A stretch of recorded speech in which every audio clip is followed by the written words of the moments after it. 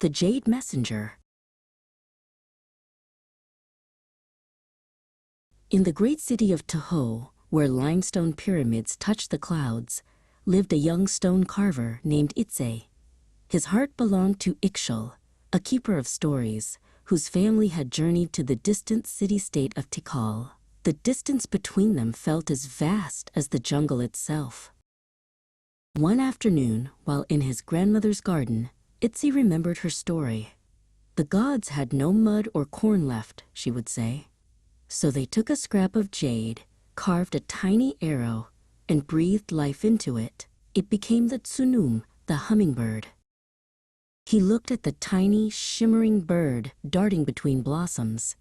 His grandmother had told him they were messengers, the only beings trusted to carry unspoken thoughts from one heart to another, a fragile, precious carrier of love.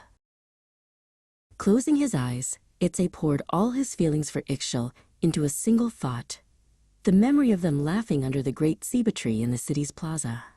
He whispered her name into the warm air, a silent message from his soul. The hummingbird paused, its wings a blur of emerald and sapphire. It seemed to listen, to understand. Then, with a flick of its tail, it rose above the garden walls and shot into the sky, a tiny, living jewel flying south. Many leagues away, in a stone dwelling in the heart of Tikal, Ixchel felt a sudden pang of loneliness. She missed the scent of rain on the hot stones of Tahoe, and the sound of Itse's quiet laugh as he worked. Just then, a flash of green appeared in the doorway. A tiny hummingbird hovered there, its wings beating a silent, urgent rhythm. It was a sight so rare in the dense stone heart of the city that she stood up in surprise.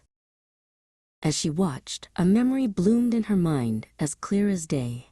She was with Itse, standing under the great ceiba tree in Tahoe. She could almost feel his presence, hear his laugh. The feeling was so strong that the loneliness in her heart vanished. She smiled at the tiny messenger. "Tell him I miss him too," she whispered. She filled her own heart with love and sent it back with the bird, a silent promise carried on jade wings. For the gods knew that even when crafted from the last, most precious stone, the most important messages are not made of mud or corn. They are made of love, and the Ts'unu'um is their perfect unspoken word.